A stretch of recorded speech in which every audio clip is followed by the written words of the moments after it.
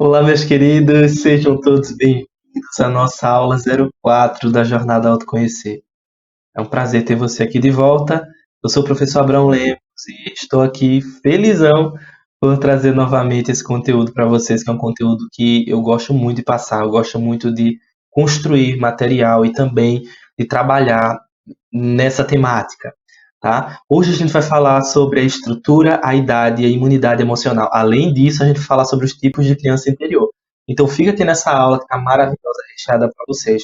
Tá? Essa aula também vai ajudar muito quem trabalha com psicotraumatologia, os estudantes, psicólogos, terapeutas, psicanalistas, profissionais de saúde mental, professores, profissionais da infância, porque a gente vai entender muita coisa referente também aos traumas, às emoções da criança, às necessidades da criança. É muito importante, essa aula é uma das mais importantes dessa jornada, tá?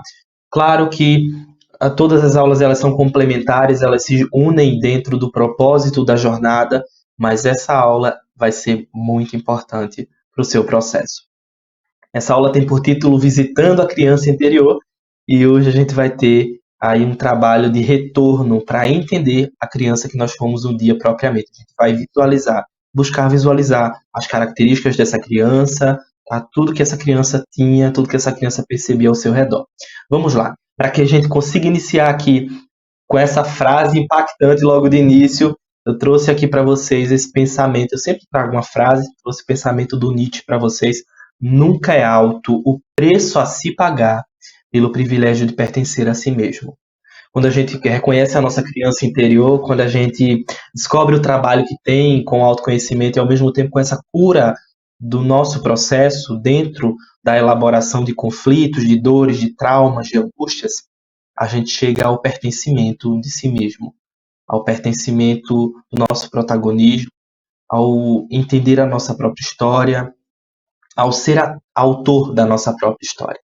Acredito que esse seja um dos pontos principais do trabalho com a criança interior, é perceber que ela somos nós e nós estamos interligados. Vamos iniciar. Vocês já sabem quem eu sou o professor Abraão Lemos, espero que você tenha uma experiência agradável hoje na nossa aula. Na nossa trilha de conteúdos de hoje, nós vamos aí ver os tipos de criança interior, a estrutura emocional humana e os 4 As, uma colaboração autoral minha, idade emocional e imunidade emocional. Vamos lá? Jung defendeu a infância da seguinte maneira. Quem foi Jung? Carl Gustav Jung, psicanalista que se tornou então o fundador da psicologia analítica. Eu sempre falo do Jung aqui na nossa construção, porque o Jung ele tem um papel muito importante com a construção dos arquétipos. O que são arquétipos, professor?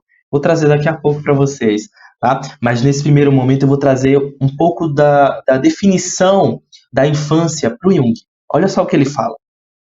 No estágio infantil da consciência, ainda não há problemas, nada depende do sujeito, porque a própria criança ainda depende inteiramente dos pais ou dos cuidadores. É como se ainda não tivesse nascido inteiramente, mas se achasse mergulhada na atmosfera dos próprios pais.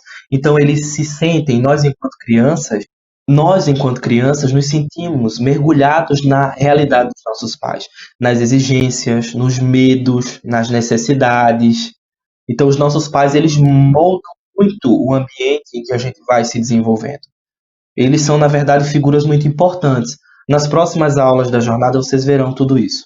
O nascimento psíquico, com ele, vem a diferenciação da consciência em relação aos pais. Então, tem primeiramente o nascimento natural, depois começa-se, então, o nascimento que o Jung denomina de nascimento psíquico, que seria esse entendimento de que quem é a mãe, quem sou eu, quem é o pai, quem sou eu, existe a apresentação para essas figuras, mas no decorrer desse nascimento, ele fala que então vai acontecer na puberdade. O nascimento psíquico seria então a puberdade com a irrupção da sexualidade, a mudança fisiológica que é acompanhada também de uma irrupção emocional, que se manifesta corporalmente e emocionalmente, vai fazer com que o adolescente então introjete essa criança. Então a criança já começou a ser introjetada, a criança já começou a ficar no seu mundo interno. Até um certo momento, a criança estava reinando, a criança estava visível. em um determinado momento, no período do que nós chamamos de período de latência ou no período da adolescência, nós temos uma transição. Então, não se sabe. O adolescente tem essa ideia, né? Não sei quem eu sou. Sou uma criança ou sou um adulto? Quem eu sou? Então, tem toda essa mudança. Este período, nesse principal período, a vida psicológica do indivíduo é governada basicamente por dois instintos. O instinto que vai em busca de uma transcendência ou de uma evolução, de um desenvolvimento, e também aquele instinto que tende a retornar aos pais. Olha só que interessante. Então, a criança, quando se torna adolescente, quando vai para a adolescência, ele tem o instinto de se desenvolver, seria, como o Winnicott fala, uma propensão ao desenvolvimento inato da vida, então seria o desenvolvimento natural da vida, mas também aquela necessidade de voltar ao ambiente dos pais, de voltar ao útero, seria aquele primeiro momento de satisfação da vida. Então, o Jung fala que, mesmo quando as crianças são limitadas na parte externa, os seus impulsos subjetivos estão ali, as restrições que são dadas a essa criança não provocam uma cisão no seu interior. Eles não se sentem ameaçados pelas questões do exterior como o adolescente se sente. E aí, por que eu falo isso para vocês? Vou explicar, vou contextualizar isso aqui para vocês. Por que eu trouxe aqui a fase da infância e a fase da adolescência? Porque na adolescência é exatamente o período em que a gente introjeta a criança interior, a criança vira arquétipo, ok? E aí a gente vai fazer o quê? Em busca da criança interior, a gente vai precisar voltar e passar pelo túnel da adolescência. Vai precisar olhar a nossa adolescência e dizer, peraí, como foi minha adolescência? Como foi esse período? Para que a gente chegue à infância. Isso é o que o Jung define, né, dentro da questão da infância. Ele fala que é o estágio infantil da consciência onde não há problemas porque o sujeito precisa depender. E aí eu vou perguntar para vocês, será que a gente se sentiu dependente dos nossos pais na infância? E aí eu falo da dependência na teoria do apego do John Bowlby, onde ele de fato deixa expresso a necessidade de conexão e dependência profunda, tá? Uma conexão profunda e completa e uma dependência completa dos pais e cuidadores. E aí a gente fala de dependência emocional, dependência em espaço, dependência física. A criança precisa disso, ela precisa dessa manutenção, tá? Vou mostrar para vocês algumas questões. Vamos falar um pouquinho agora dos tipos da criança interior. Para falar, inicialmente, vou explicar para vocês o que é arquétipo. Então, Jung ele traz os arquétipos como imagens primordiais ou imagens psíquicas no inconsciente coletivo. Então, arquétipo é aquilo que tem em todos os indivíduos, na cabeça, na mente, no pensamento de todos os indivíduos. Todas as pessoas têm arquétipos. E o arquétipo da criança, ele vive em todas as pessoas, porque todos nós já fomos uma criança. Então, é natural que a gente viva com esse arquétipo o resto da nossa vida. Tá? O inconsciente coletivo é a parte inconsciente individual que resulta da experiência ancestral de uma espécie. Ou seja, ele contém material psíquico que provém de uma experiência pessoal também dos pais de outras pessoas. Por isso que, olha só que interessante, por isso que o arquétipo, quando a gente fala da criança interior, o arquétipo é tão importante para a gente estudar. Porque no arquétipo da criança tem a criança que nós fomos e a necessidade que está também enraizada na criança dos nossos pais. Então parece que vem tudo, porque os arquétipos eles são inconscientes do inconsciente coletivo. É uma coletividade muito importante na família. Então é aquele da mãe, aquele do pai, o medo da mãe, exatamente da filha da mãe. Eu digo medo da mãe em relação a alguma coisa, o que ela faz? Ela projeta os filhos, o filho vai passar a ter medo da mesma coisa. Porque ela projeta os medos dela, os desejos da mãe que não conseguiu fazer, colocar aonde ela quer ser estudando, você faça isso aí, você não fez, porque eu fiz. Eu quero que você se forme na graduação que eu levei, então fica a Lucila fala sobre isso, ela diz que os pais têm tendência inconsciente a projetar os desejos que não realizados em seus filhos. Então, quantas das vezes nós não sabemos realizar os desejos e necessidades não satisfeitas dos nossos pais? Não eram nossos, eram dos nossos pais. passando e que acabaram ficando no nosso espaço interior. Então, falar sobre arquétipo é falar sobre o estudo da criança interior na cabeça de todo mundo. Olha essa presença no inconsciente coletivo. Então, trabalhar a criança interior vai ser todos nós temos uma criança interior, que é arquétipo. Todo o inconsciente tem, certo? E todo já foi entendido. Então, eu vou falar sobre tipo de criança interior.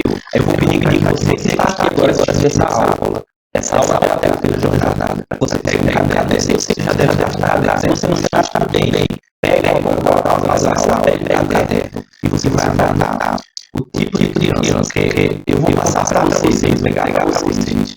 Vai estar disponível aí em algum lugar, ou no aqui na plataforma, se vocês estão fazendo na plataforma. Mas eu vou enviar para vocês um workbook que para que vocês façam 10 atividades da criança de vocês, a criança interior.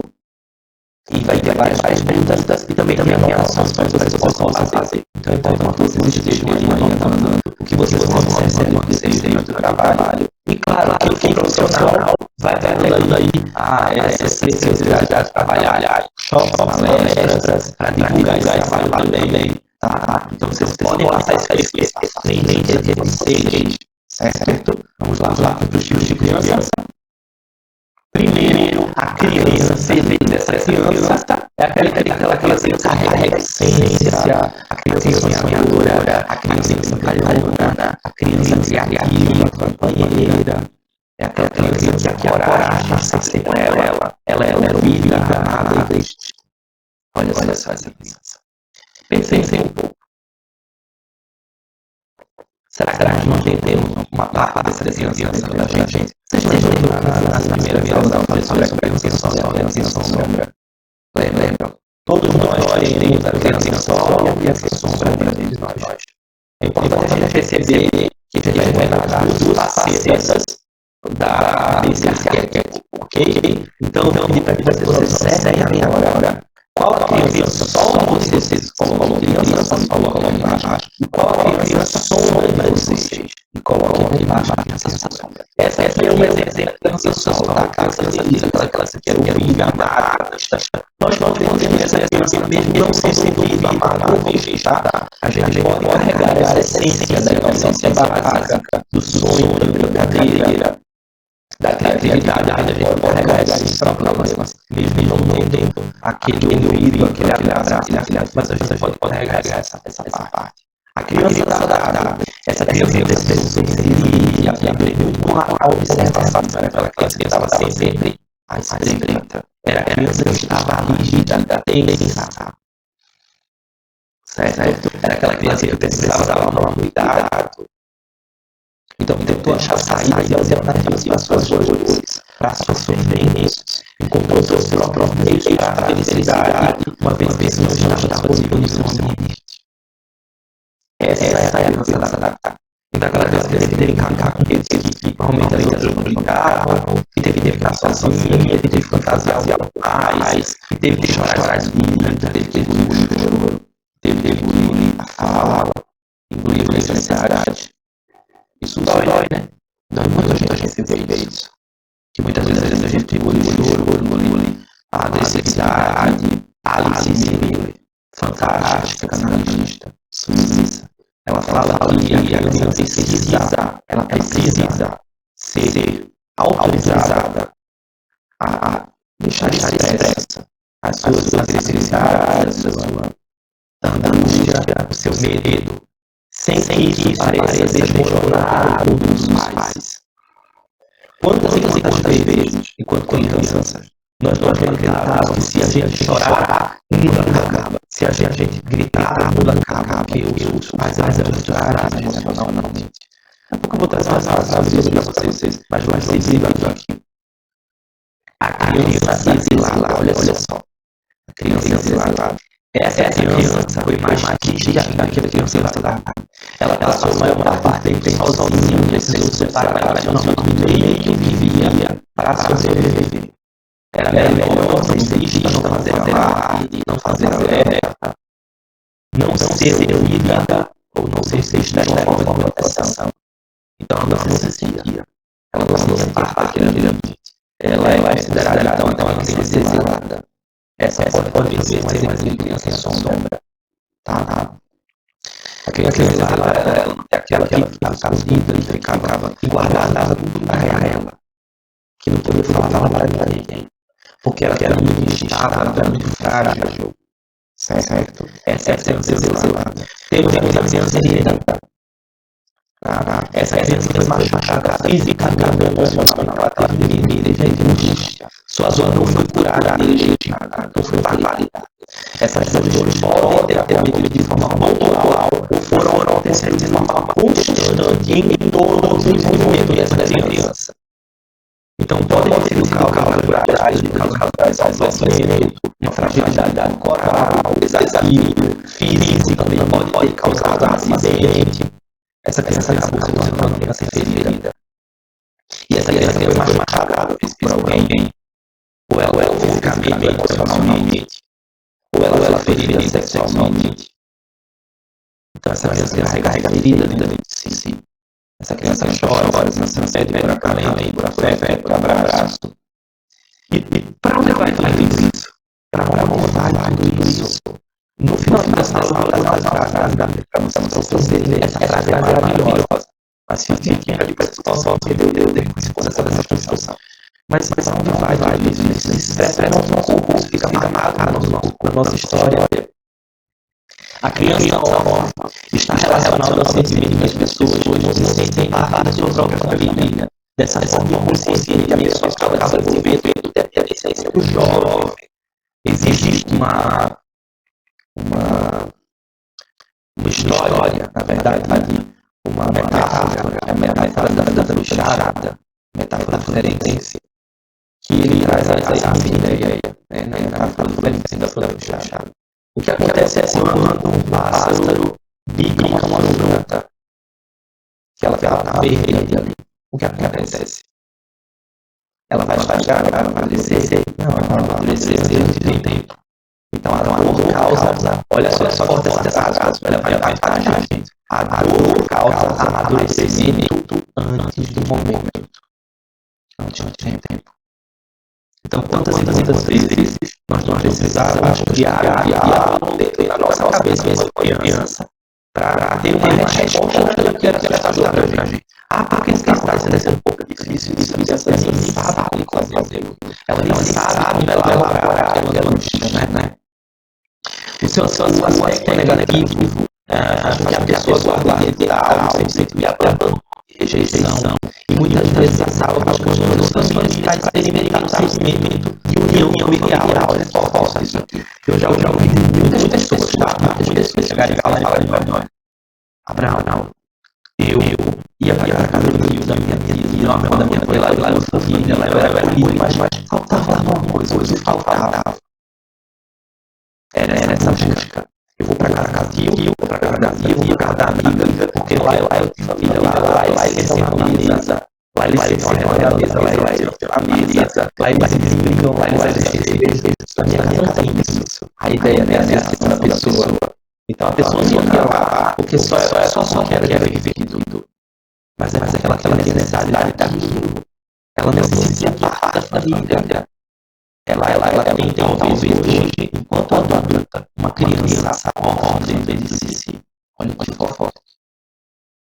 E essa questão da saúde pode ser pela falta dos pais, pela ausência física dos pais, ou também por ausência emocional afetiva, né, pessoal? Pela ausência daquela presença afetiva, da presença que vai prover, que vai dar, isso pode acontecer, tá? Criança mágica ou a criança inocente, ela tem o potencial de aprender todas as coisas com a qualidade da sabedoria e da coragem de entender momentos de dificuldade. Possui grande poder de imaginação e acredita que tudo é possível. A energia psíquica da criança mágica se manifesta na transformação, na flexibilidade, na adaptabilidade, na criatividade. Olha só. Essa é a criança, uma das facetas da criança só, pessoal, tá? Então a criança mágica, uma criança inocente, Eu chamo mais de criança mágica, porque ela tem flexibilidade, ela se adapta, ela consegue ter criatividade, ela consegue ter transformação, ela inova, ela brinca, ela cria. Se a gente tem essa criança, a gente consegue criar, fantasiar, se flexibilizar perante as dificuldades. É a criança interior que vai nos ajudar a criar possibilidades para os desafios da fase adulta. Acreditem ou não, é a criança interior que vai possibilitar a flexibilidade e a adaptabilidade que a vida adulta precisa. Olha só que interessante. Vocês vão entender mais sobre isso decorrer dos processos, tá? Vamos agora para a criança natural. Essa é outra faceta da criança solo, tá? Então a gente pode ter a criança natural, a criança mágica, a criança solo. A gente pode ter tanto a sol quanto a sombra no mesmo período, tá? A gente normalmente tem duas crianças, só que normalmente a criança ela fica um pouco mais latente, porque ela clama por resolução, ela clama por ajuda, né? Exatamente os traumas, todas as revelações que vão chamar mais a atenção, mas a gente tem aspectos positivos. A criança natural, ela desenvolveu uma profunda experiência de contato com a natureza. E em muitos casos, possui uma afinidade com os animais. As crianças naturais podem desenvolver habilidades avançadas de comunicação, se sentir mal ao ver o sofrimento de um animal, tem uma grande capacidade de resiliência, de enfrentar situações complexas ou dificuldades no seu dia a dia. E a maioria delas se considera fundamental para o seu bem-estar psíquico, contato com a natureza. E aí você vai ter aquela criança que subia na árvore, que brincava no rio, que pulava lá, que brincava na chuva, que tinha animais de estimação, que tinha um passarinho, que cultivava mais, ou que gostava de pegar fruta no pé. Essa é a criança natural. Será que você tem essa criança natural? Será que essa é uma das crianças só? Tá. Então, quem não lembra, quem nasceu no sítio, quem nasceu em deserto, nasceu em ambiente de mata, talvez em ambiente mais restrito, né? Um ambiente mais natural, tem essa experiência. Eu falo isso por experiência própria, eu tenho essa experiência da criança natural, essa conexão com a natureza positiva. E aí vocês podem falar, poxa, eu sou surdo, e a gente precisa saber quem é a nossa criança sombra e quem é a nossa criança sol. E por que saber desses tipos de criança? Porque isso aqui vai facilitar o nosso processo de trabalho com as nossas crianças interiores. Ok? Com as nossas crianças que estão dentro de nós. Isso vai facilitar. Porque se eu tenho uma criança natural, eu percebo que o bem-estar que eu tenho psíquico em contato com a natureza é positivo, então o que eu vou fazer? Para curar a minha criança, eu vou ter mais momentos com essa criança natural. Eu vou desenvolver habilidades em contato com a natureza. Olha isso aqui é prático, pessoal. É prático. Então eu vou criar momentos que vão possibilitar a minha relação com a criança natural que está dentro de mim. Ou eu vou possibilitar momentos para criação, para um relacionamento mais profundo com a criança mágica que está dentro de mim. São possibilidades, agentes de cura, como o Jung fala. Tá? Vamos lá agora para a criança eterna. Esse arquétipo nos guia a permanecer eternamente jovens em comportamento.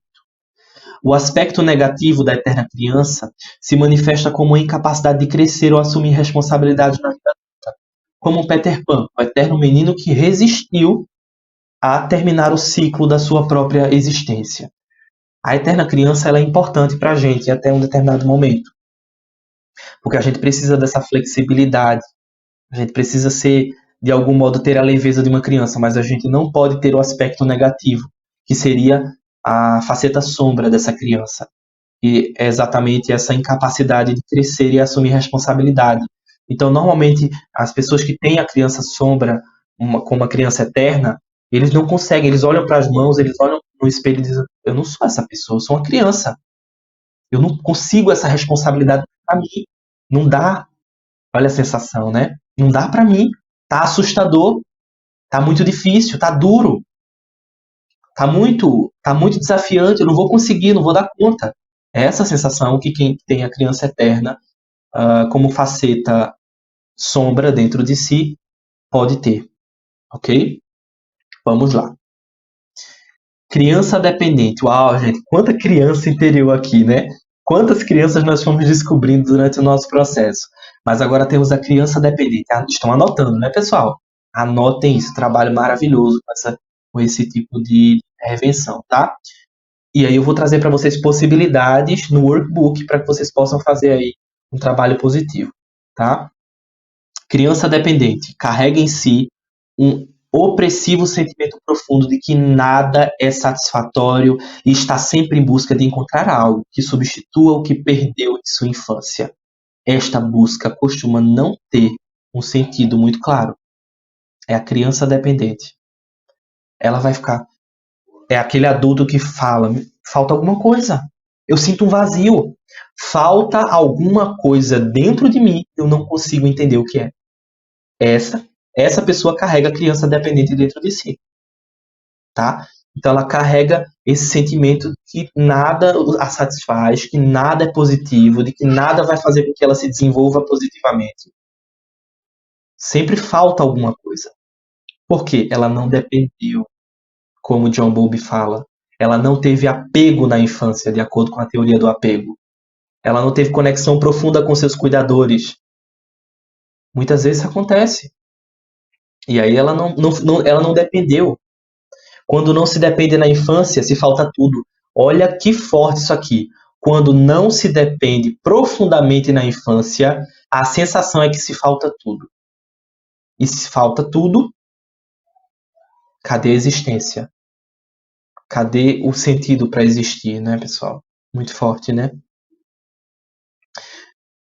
A criança é apresentada a todos esses espaços, a espaços potencialmente traumáticos, como vocês viram na aula passada.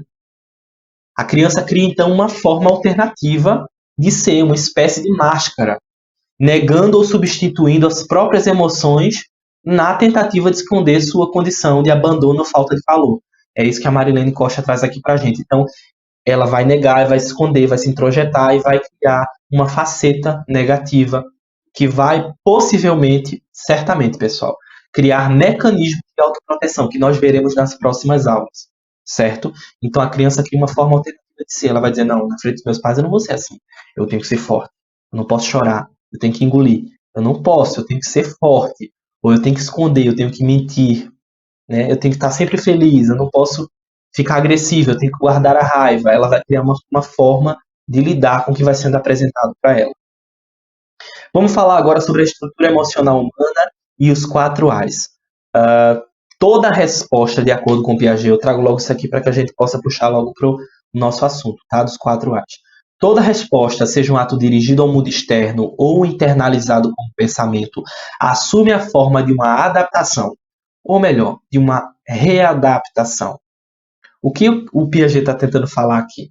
Ele está dizendo, olha, toda resposta do indivíduo, seja uma fala, um comportamento, seja um pensamento, seja um desejo, é uma forma de adaptar o que aquela pessoa está vendo na realidade.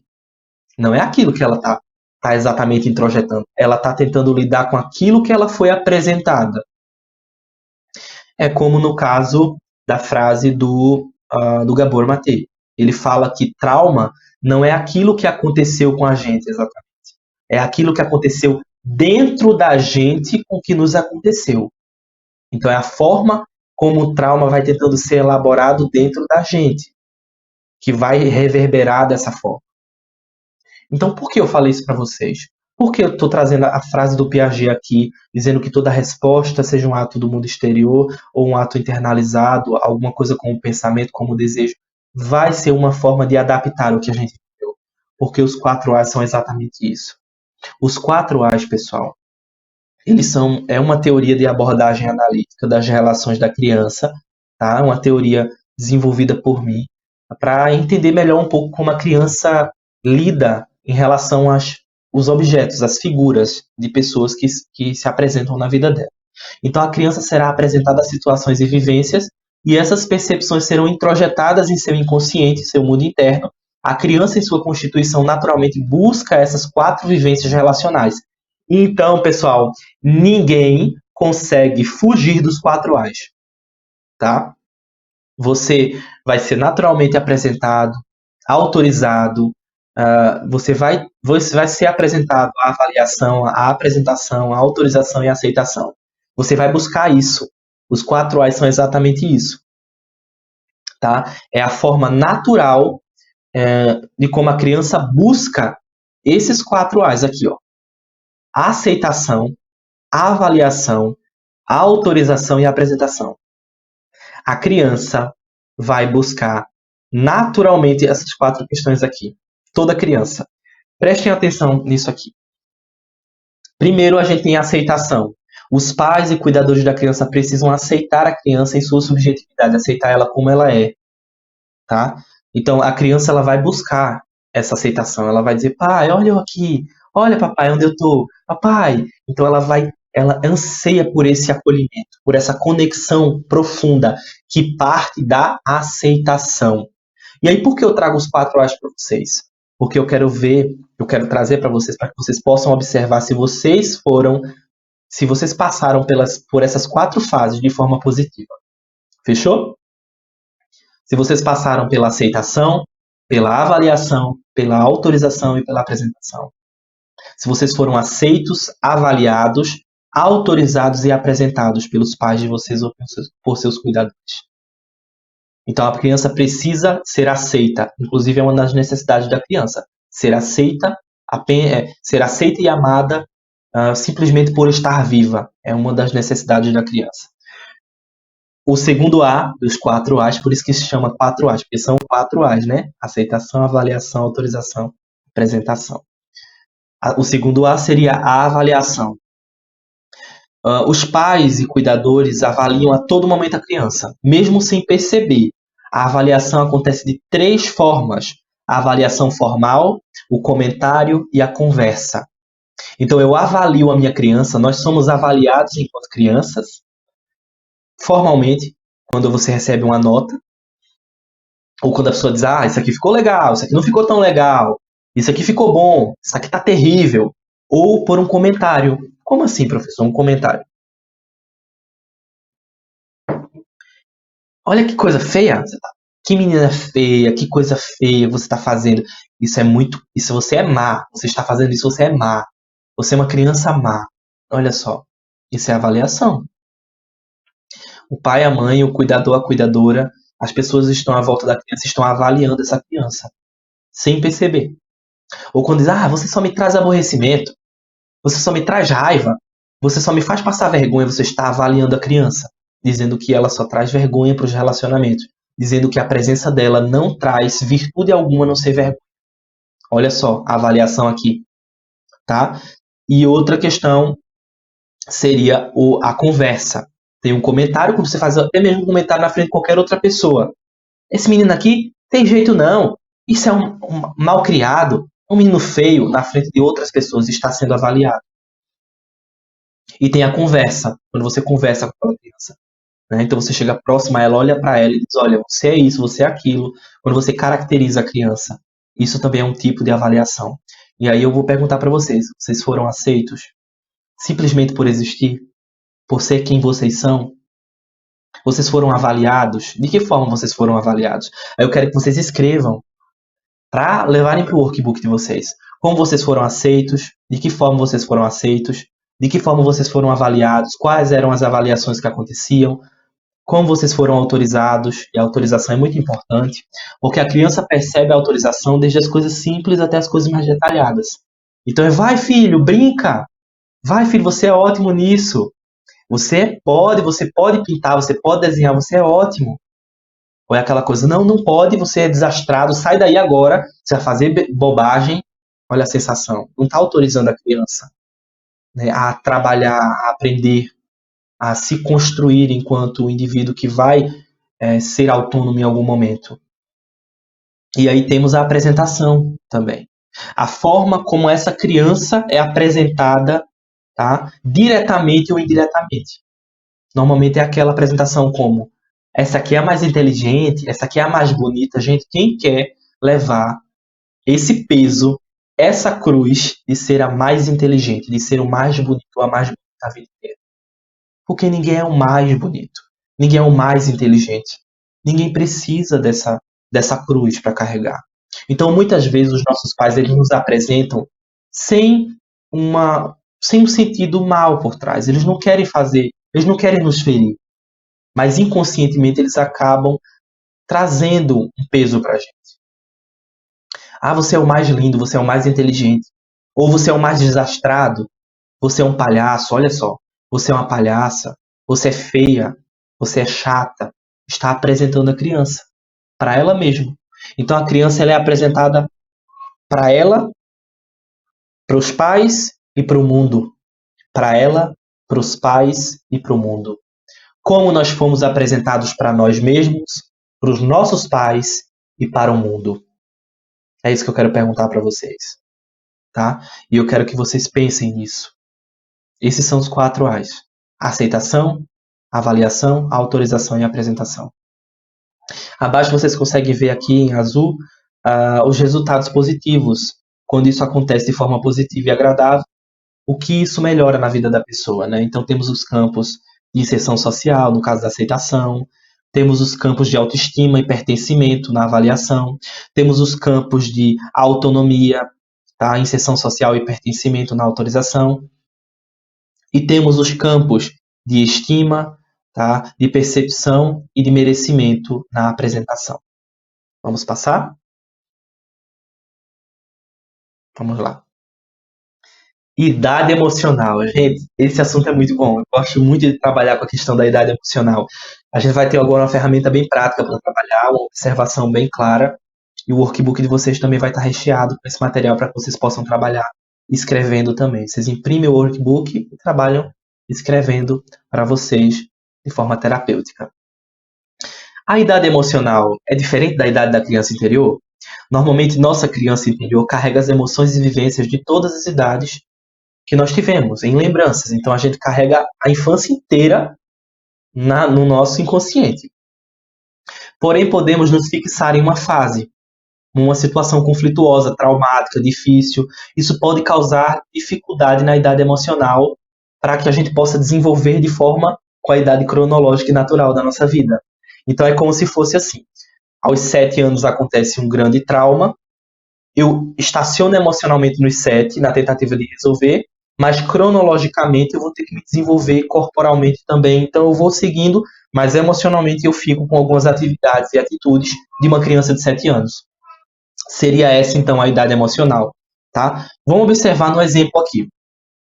O Rob, trouxe para vocês o Rob, um homem de 30 anos, que, claro, esse caso é apenas um exemplo, tá? É extremamente dependente da mãe. Até hoje não consegue se desenvolver profissionalmente ou se relacionar de forma profunda e duradoura. Rob tem dificuldade com figuras de autoridade e medo do abandono. O Rob não consegue fazer entrevista de emprego, não desejou continuar seus estudos, nem ingressar no mercado de trabalho após a conclusão do colegial. O Rob culpa a ausência do pai e da mãe e a imposição dessa mãe desde cedo. Ele fala que isso acabou deixando ele confortável. Olha só. O mecanismo de projeção é sempre utilizado pelo Rob. Ele sempre culpa o outro. Então, esse normalmente é um mecanismo utilizado por pessoas que estão com a idade emocional um pouco menos desenvolvida do que a sua idade cronológica, ou muito menos desenvolvida. Então, vamos lá. Toda vez que a gente perceber uma pessoa que sempre tem esse mecanismo de projeção, que vai culpando o outro, que evita se responsabilizar, normalmente a idade emocional não é exatamente a cronológica. Sua criança interior tem algumas faces. Aí a gente já observa a criança interior dele de acordo com o que a gente estudou agora há pouco, que são os tipos de criança interior. Então, sua criança interior tem algumas faces. Primeiramente, a criança órfã, e depois a eterna criança. As duas faces, né? Se vocês anotaram sobre isso, vocês percebem aqui nesse estudo aqui como fica claro. O Rob nunca viu a família como confortável e teve a ausência da mãe ao longo dos primeiros anos de sua vida. O Rob se fixou na ausência da mãe e no medo de ser abandonado por ela. A idade emocional do Rob está entre 0 e 6 anos de vida. Olha só. Percebe? Ele ficou fixado na ausência da mãe, porque ele não teve a presença da mãe nos primeiros anos da sua infância. Vamos colocar um exemplo aqui, ele passou aí 4, 5 anos da vida dele sem ter a mãe próxima. A mãe se ausentou. E aí ele tem medo do abandono dessa mãe. Agora que ele tem a mãe, ele vai soltar. Então vive na casa da mãe, depende muito dela, tem comportamentos infantis, tem comportamentos que não são relativos à sua idade, que não são próprios da sua idade, na verdade. Então ele tem dificuldade com figuras de autoridade, porque ele tem medo.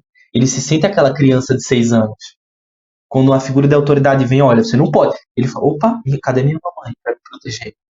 A criança interior dele, a eterna criança, que é uma faceta da criança interior, e a criança órfã aparece, certo? Então é importante observar isso. Olha só essa frase da Marília Costa. A criança não é a pequena mãe ou pai, do qual a sua mãe e seu pai, adoecido, se vangloria.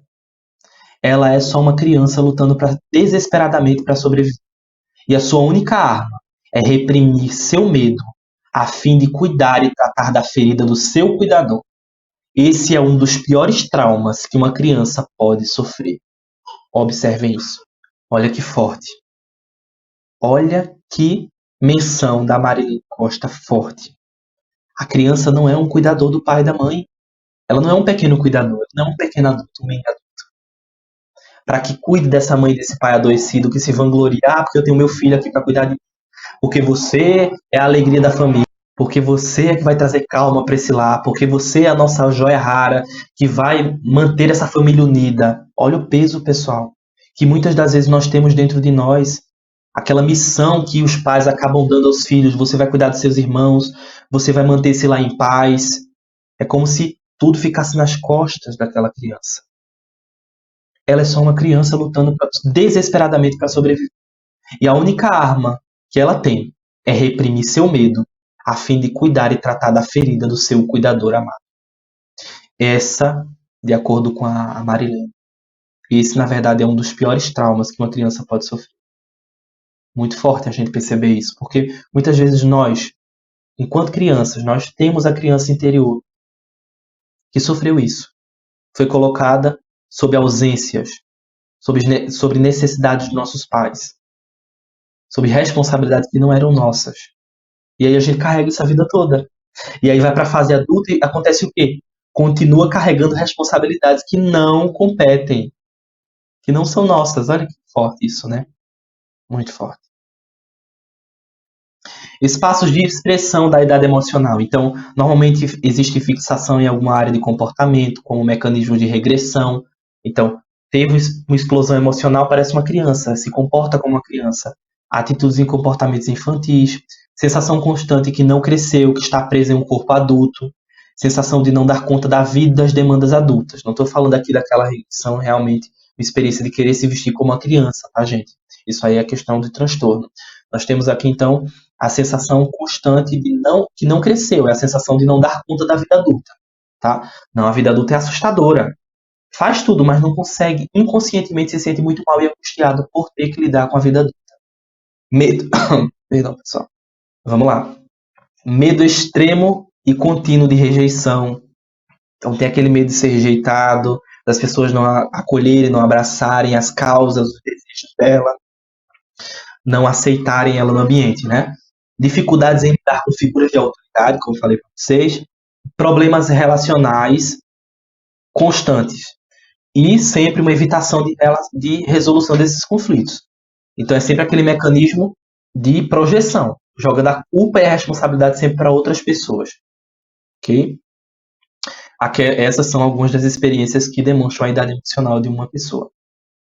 Coisas simples também podem revelar a nossa idade emocional, como os nossos gostos e particularidades em atividades, nossas reações e explosões emocionais, a forma como não lidamos com os nossos erros, gostos, desejos, medos e questões internas.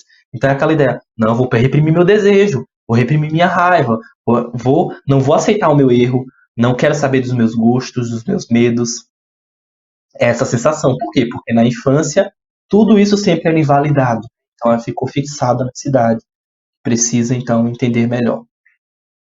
A forma como nós lidamos com os erros, gostos e desejos também fala muito sobre a nossa idade emocional. É aquele de estar cedendo sempre ao outro. Ah, perdoa tudo, aceita tudo, porque é mamãe, porque é aquela figura da mamãe, da autoridade da mãe, da autoridade do pai. Sempre cede o desejo do outro. Por quê? Porque o outro é mais importante o tempo todo.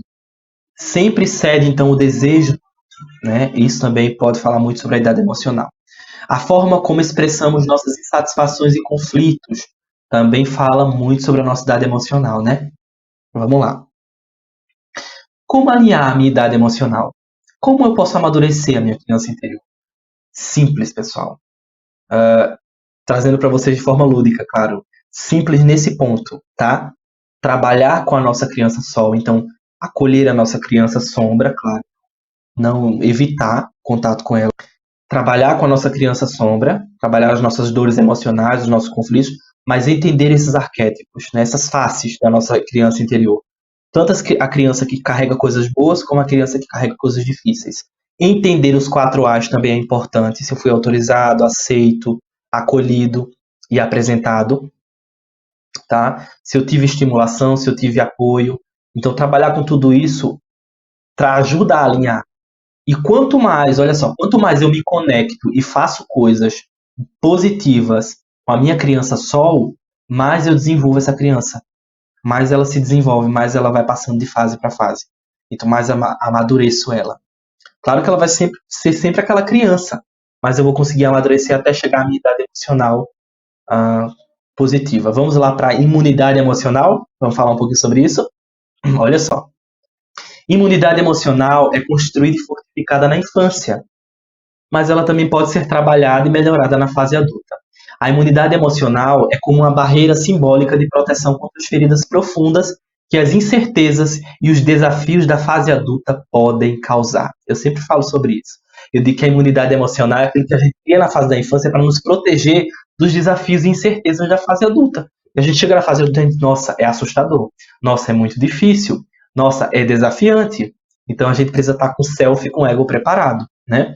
Quando o adulto não constrói imunidade emocional na infância, ele passará a se amedrontar, a evitar conflitos, desafios naturais de um adulto.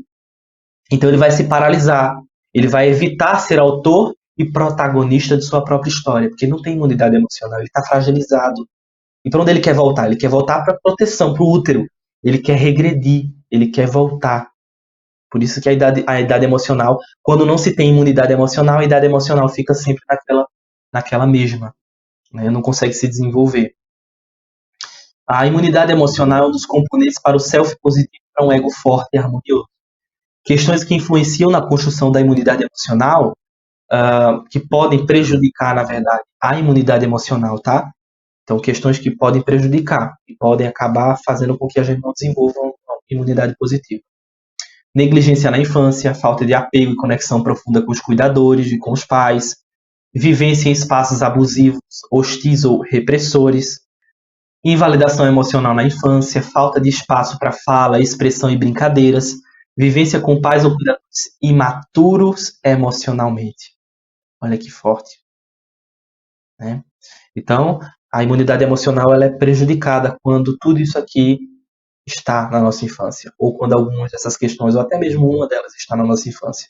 Quando a gente foi negligenciado, abusado, explorado, quando existe invalidação emocional, quando existe falta de espaço para fala, expressão ou brincadeira, a gente começa a não conseguir construir as bases fundamentais para a nossa imunidade emocional. Vamos agora para uma visita à nossa criança interior.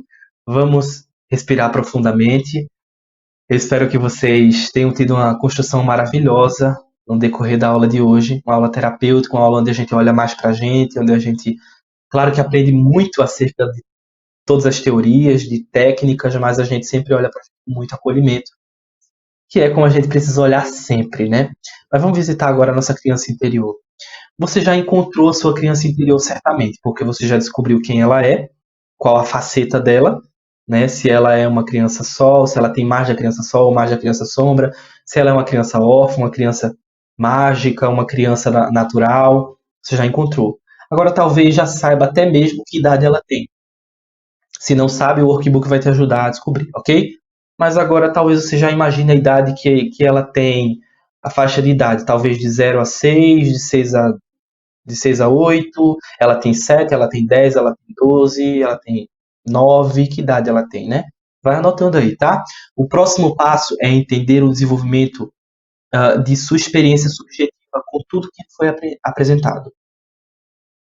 Esse passo é muito importante, porque esse passo aqui ele é fundamental, fundamental para o trabalho com a criança interior. Seria exatamente fragmentar, colocar isso tudo no campo do conhecimento. No campo do conhecimento eu não digo estudar só sobre isso, eu digo deixar que isso venha. Então escreva, como você está escrevendo agora. Leve isso também para o seu processo terapêutico, ou melhor, trabalhe também isso na sua análise, no seu processo terapêutico com qualquer terapeuta. Leve isso para o seu espaço, leve isso para a sua vida. O próximo passo é entender o desenvolvimento de sua experiência subjetiva. Então, será que eu fui apresentado? Será que eu fui autorizado? Como eu me senti quando eu não fui autorizado ou quando eu fui autorizado? Será que os meus pais eram emocionalmente imaturos? Como eu me sentia? Você está relacionando as experiências de subjetividade. É assim que você constrói, tá? Talvez como nesta figura que vocês estão enxergando aqui embaixo, você só consiga observar a sombra da dor e angústia de sua criança. Mas os primeiros passos estão acontecendo. Então talvez a gente só consiga nesse primeiro momento ver aquela criança sombra se aproximando. Aquela criança ferida, órfã, a criança adaptada, a criança exilada. Talvez a gente só consiga ver essa criança. Talvez a gente veja todas as sombras dentro da mesma criança. Olha que dor, né? Talvez isso possa acontecer.